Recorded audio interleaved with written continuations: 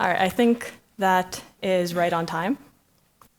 So hello, everybody. Good morning. Kalimera. Welcome to Test-Driven Security with Spring 6. My name is Eleftheria, and I'm a software engineer at VMware. I want to talk a little bit about my background and how this talk came about. So a few years ago, I was working as an agile consultant at Pivotal Labs, where I worked with a variety of different companies to help them build their product and ship it to production using agile methodologies. That's where I learned about test-driven development and really gained an appreciation for it. After that, I spent 3 years working on the Spring Security team. I became more familiar with that framework and learned about the great test support that they have. So this talk is a combination of those two experiences and me wanting to share some of the things I learned along the way that might be interesting or useful to you. So today we're going to start off with some definitions to lay the groundwork for the main part of this talk, which is going to be coding an application. We're going to be building an airline application using test-driven development. We're going to get an introduction to the Spring Security test support, see how we can test with custom users, test the access control and the authentication of our application. And then we should have 5 to 10 minutes for questions at the end. Let's start off with the definition of test-driven development.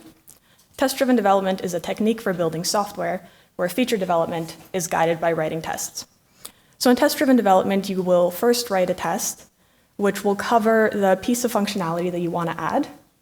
And then you'll write the minimum amount of code necessary to make that test pass. We're using a method called red-green refactor, and that means that our test will initially fail, so it will be red. We will then write the code that will make the test pass, and it'll be green, and then we'll do any refactoring that's necessary. Also, I'll note that the slides and the code will all be available after, so you don't have to worry about taking any notes. The second thing I wanted to clarify is how the different parts of the Spring Framework work together. So in November of 2022, Spring Framework 6 was released, which is the latest major version of Spring Framework, and it comes with a bunch of great new features. So once that was released, Spring Security picked up that version, added its own new functionality, and released Spring Security 6. And then Spring Boot 3 picks up these versions of the projects as well as a bunch of other projects and released Spring Boot 3. So today you'll see in the application that we're building, we're going to be using Spring Boot 3, which includes these versions of the other projects.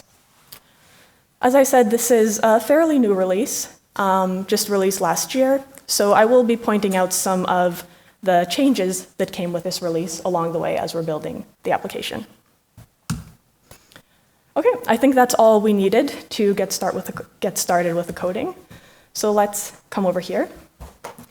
And I just have a skeleton application right now. It doesn't have any useful code in it, but it has the bare minimum to help us get started. The first thing that we're going to do is a bit of a warm-up exercise. And what we're going to add is an endpoint that returns some basic details about our airline. For us, it'll return just the slogan of the airline. So as a test-driven development approach, let's come here and write our first test. We can call this details returns airline slogan. We can perform a GET request to the details endpoint. And firstly, we can expect that the status we get back is OK. And our second expectation is going to be on the content that we get back. And we're going to expect that the content is a string that contains the slogan, "Fly with us and discover a world of new horizons." And yes, I used AI to generate that slogan. So let's run the test. And we expect that the test will be red, meaning that it's going to fail.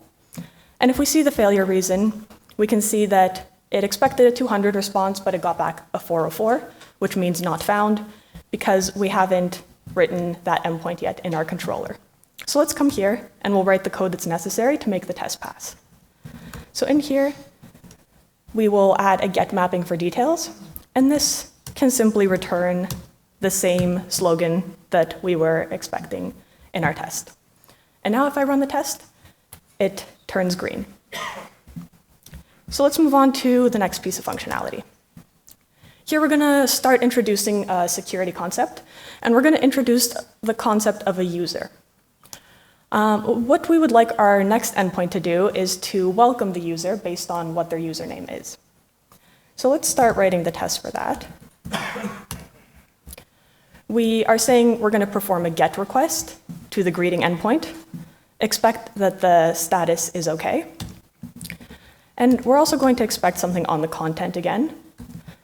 We can expect the content to be a welcome message that welcomes the user based on their name, and we'll call this user Alex.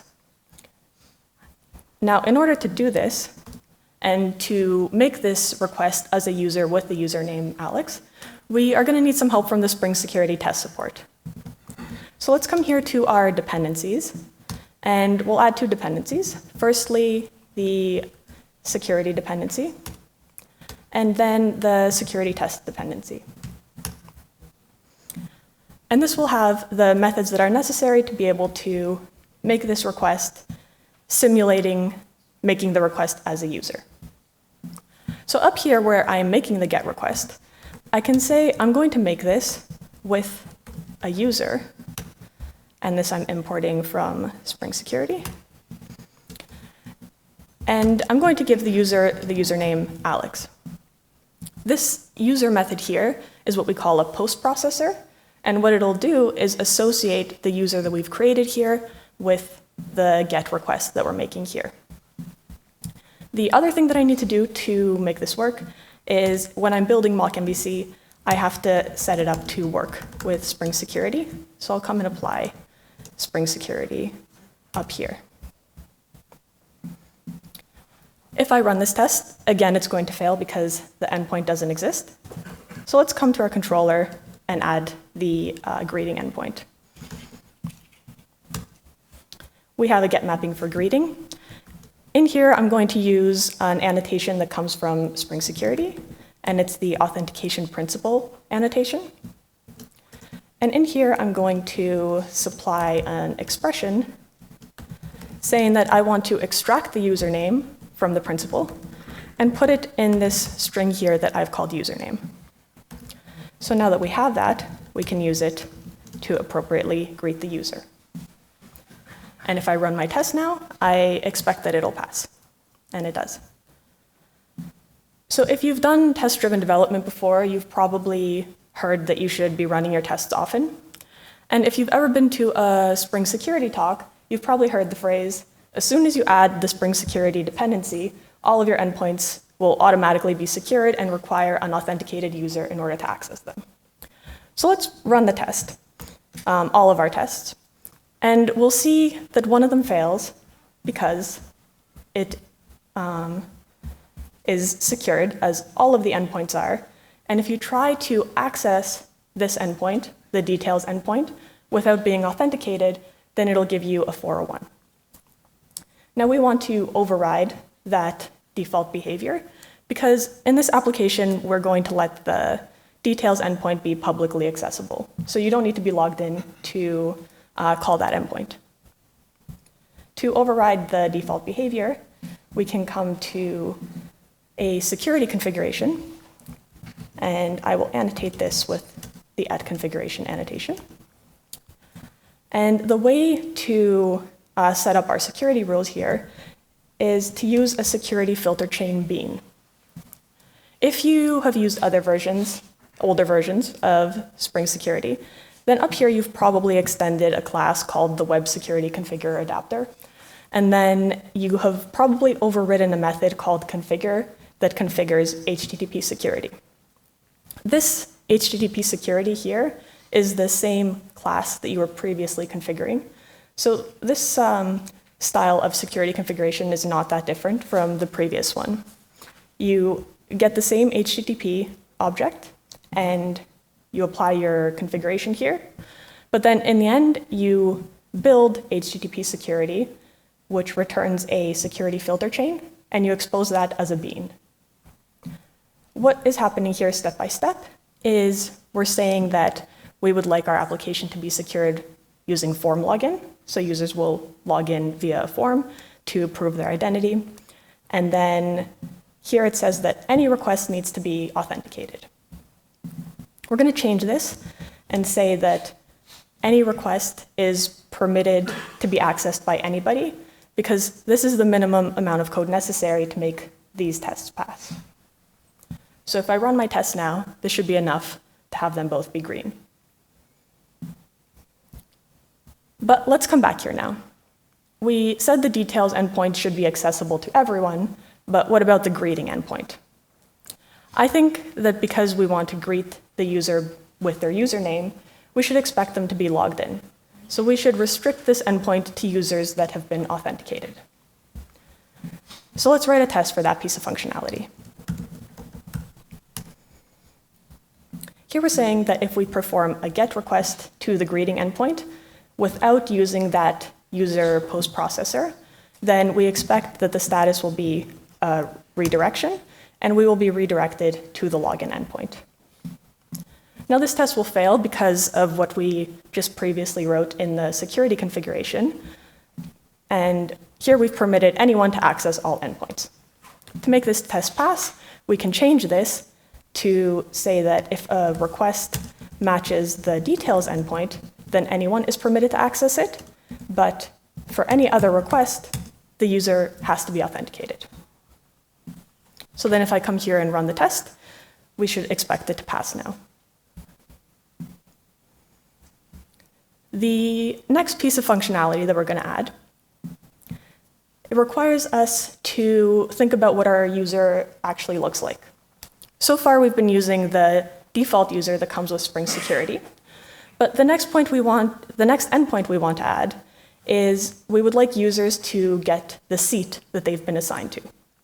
The Spring Security default user, of course, does not have the concept of a seat because it's a generic user, but we can create our own kind of user and use that in our tests.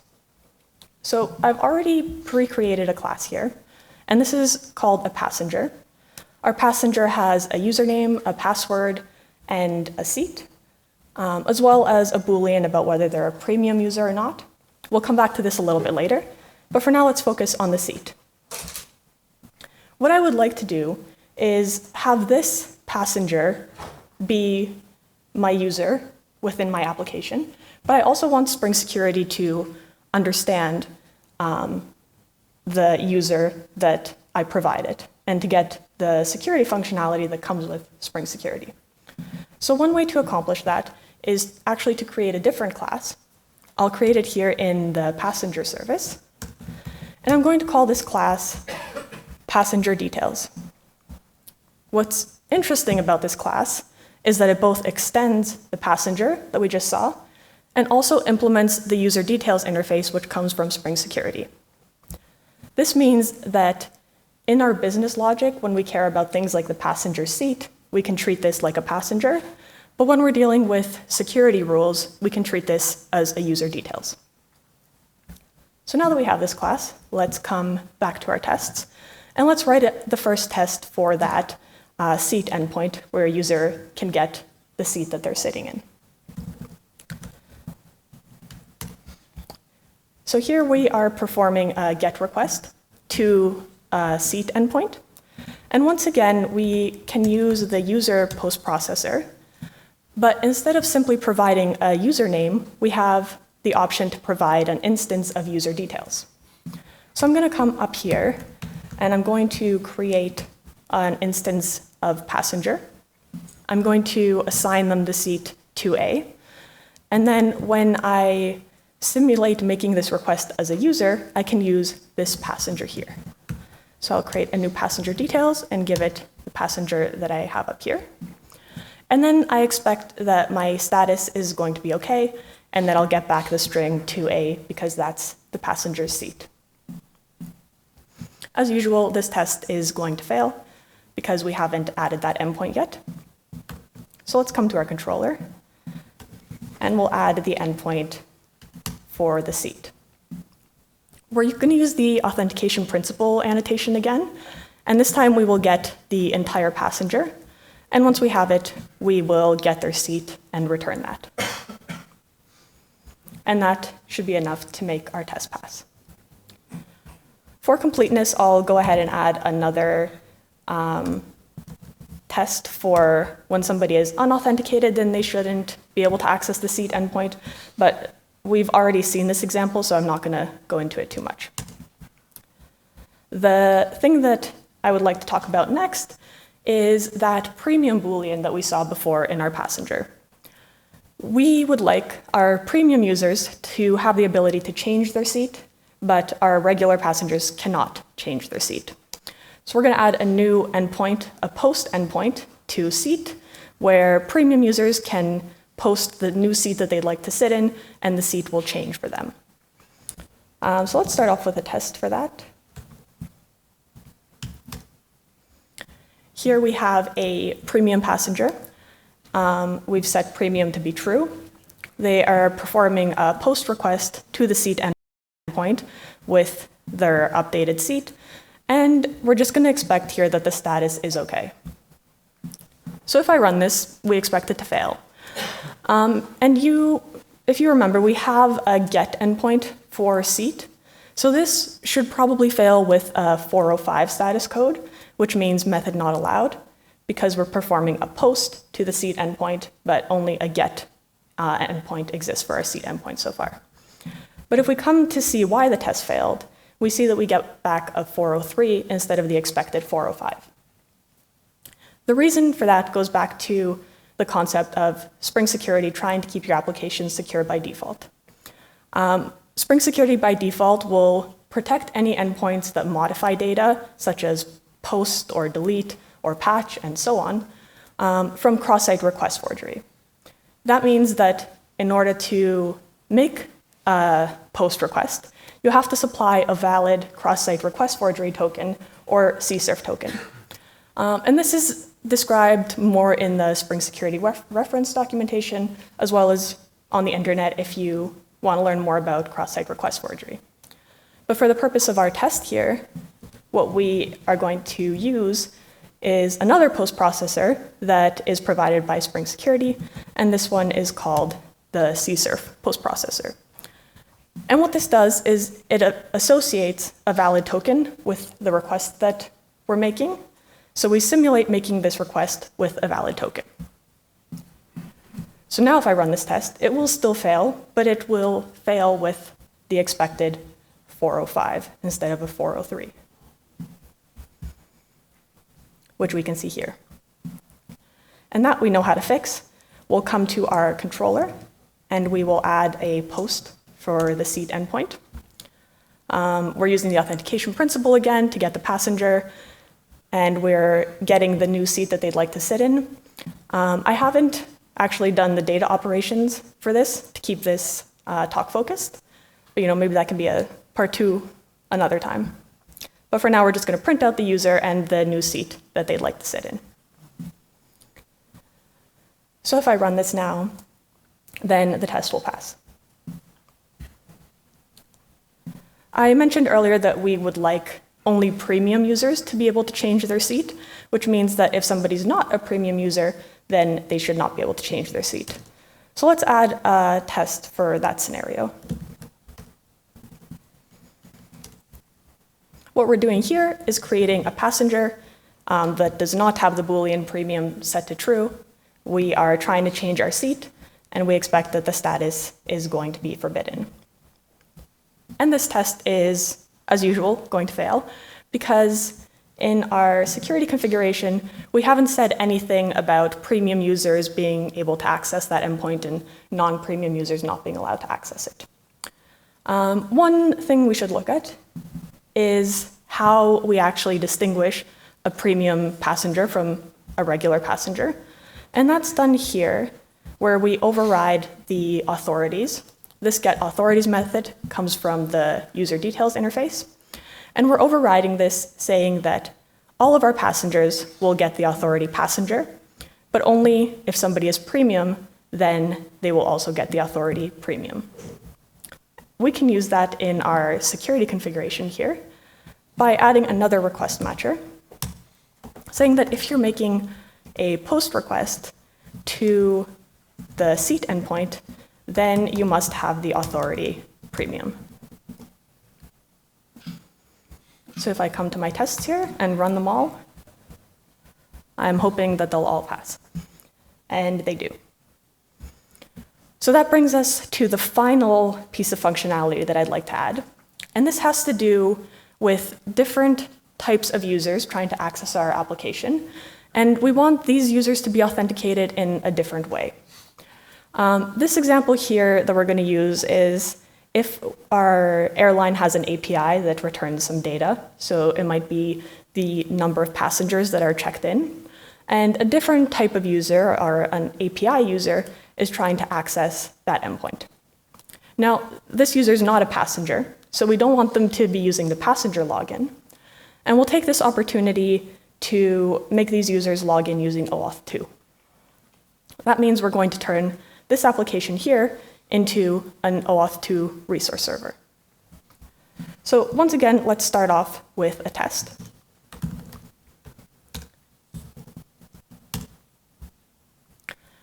And here we're going to perform a GET request to the API data endpoint. We're going to expect that the status is OK, and it's going to return a string saying 3% of passengers are checked in. Now, I've set this up here to use the user post processor. We've given them a username and an authority. And this is a good starting point, but we can actually do better. Instead of using this user post processor, we can choose to use a different post processor, which will actually make our test more resilient and more realistic because it mimics how actual users are going to be calling this endpoint. So I said we're going to make our application into a resource server, and we can expect that users are going to pass in a JWT or a JSON web token when they are calling this endpoint. So we can come here, and instead of using the user post processor, we can actually use the JWT post processor. To do that, we can construct one of these tokens ourselves. And this token here has a header. It has a subject claim that is called API user. And then importantly, here we can notice that it has a claim called scope, and the scope is API read. Since we have this token now, we can use it in our post processor. Now, to get this JWT class, we are going to add an additional dependency that brings in this class, which is the Spring Security resource server dependency. And once we add this dependency, it'll bring in this class as well as some other classes that we're going to need to make this application function as we want. So now that I have this, I can run the test, and it'll fail because the endpoint doesn't exist. So let's come and add that endpoint. I'm just going to add it to the same controller. You might, in reality, want to add it to a different controller, but to keep it all in the same place, we're going to keep it here. And this simply returns the string 3% of passengers are checked in. And if we run the test, that is enough to make it pass. So I talked about this scope claim that we've added here. And this has the value API read, which implies that users that don't have this scope probably shouldn't be able to access the API endpoint.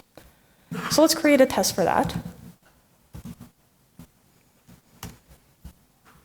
Here we're creating another token. And this one has similar claims, but it does not have the scope API read. And we expect that if we make a request with this token, then we should get back the status forbidden. And this fails. So let's come to our security configuration and make it pass. One approach to do this, and the approach that we're going to choose today, is actually to add another security filter chain bean. So let's see what this is doing step by step. So we're creating a bean. It's a security filter chain bean, and we have two of them now. This one has order 1, which means any request that comes into our application will first come into this security filter chain, the API security filter chain. Then the request will be checked to see if it matches this security matcher. If it doesn't, then it'll go to the other security filter chain, this one down here. If it does match the matcher that we've supplied here, then these rules will be applied to it. So we're saying here that any request that comes in that matches this endpoint or this matcher that we've supplied here has to have the authority scope_API read. And we'll come back to that in a minute.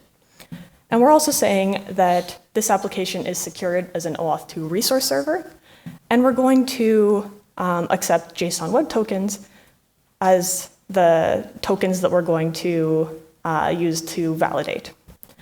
And here I've just said we're going to use the defaults that Spring Security provides. I'll also point out that we're using the Lambda configuration here.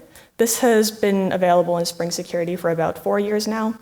In older versions, you may have chained these configurers with .and, but you no longer have to do that because you can just add your configuration into a Lambda. So coming back to this has authority scope API read, let me explain a little bit where that comes from. This is, again, a default that is built into Spring Security, which is that it maps the values of the scope claim to authorities. So in our test, we had a token with the scope API read, which means it'll be mapped to the authority scope_API read. If you had multiple scopes, so if you had API read and API write, then you would have multiple authorities, scope_API read and scope_API write. And this is configurable. You can override this to use whatever logic you want, but this is good enough for our scenario. The other thing we have to do to make our application work as a resource server is we have to supply a decoder. So what we're doing here is we're supplying a JWT decoder that will decode and also validate the tokens that it's getting using this public key that I've set up here. And this is another topic that if you want to learn more about, I'll point you to the Spring Security reference documentation. But this should be enough to make our test here pass. So if I run this, this one passes. And let's go ahead and run the entire test suite again.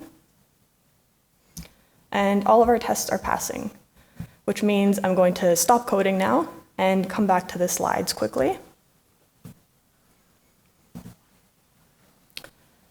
So I've added some references here. One is to the Spring Security test support reference. This covers everything we've talked about today, as well as you can learn more about the cross-site request forgery and the JWT decoder. And then the code from today will all be up on GitHub. I just need to make the repository public, which I'll do right after this. And that's enough of me talking, and it's time for you to ask questions. Yeah, go ahead. Actually, yeah, go ahead, sorry. Security configuration, one of the things with order one, why does it need to be created first? Yeah, so the question was, why does this security filter chain need to have this order one annotation? No, why do we need to create it first? So do you mean if I put it down here versus having it there? No, you put the order one. The order one, I understand that it's going to create it first. Yeah, so the order one means that it means that this security filter chain will get priority when requests are coming into our application.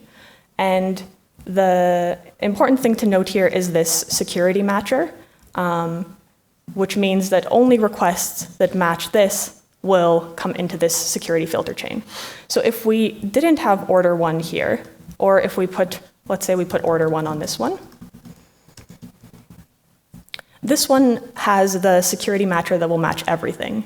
So the request will first come into this security filter chain, and this will accept all of the requests, which means they'll never actually reach the API security filter chain. I could have done something different. If this one was to go first, I could give it a different matcher saying that it can match non-API endpoints and do the inverse. But what I've chosen to do is add the API endpoints first, and then anything that doesn't match that goes into the second filter chain. Any other questions? Yeah. So what exactly is the difference between Spring 5 and Spring 6? Yeah, so the question is, what's the difference between Spring 5 and Spring 6? So I'll talk more about, are you asking in the question of Spring Security or Spring in general? In general, right. So the Spring framework in general works using semantic versioning. So the difference between Spring 5 and Spring 6 is that they're what we call major versions. So Spring 6 has allowed the team to make some breaking changes to improve the APIs or to upgrade to versions of other things. So for example, Spring Framework has a JDK 17 baseline. Meanwhile, the Spring 5 has a Java 8 baseline. So that's one of the changes. There are various changes in various different projects. And I think there are blog posts for all of them listing what the major changes are, as well as any kind of deprecations, as well as migration guides. So yeah, there's quite a few different changes. I probably don't have time to cover all of them, nor do I know all of the details of all of them. But yeah, the Spring blog is a good place to check. Any other questions? Yeah, go ahead. What is the plugin you used to generate code? Yeah, so the question is, what did I use to generate code? I used the live template functionality that comes from IntelliJ. So I set these up beforehand in, let me see, this user section here. So I've added some keywords that I can type out, and then it'll generate the data.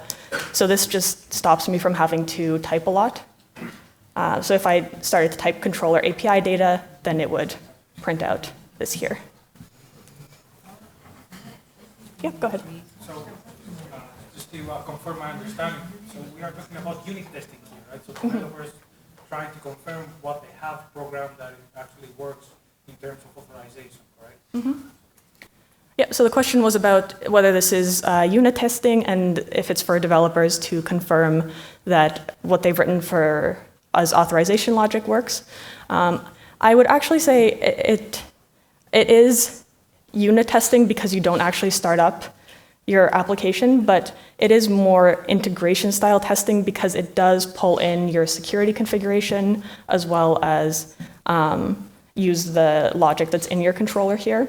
So I could write a unit test just for this file, for example, but it does pull in multiple different classes, so it just depends on your definition of unit testing.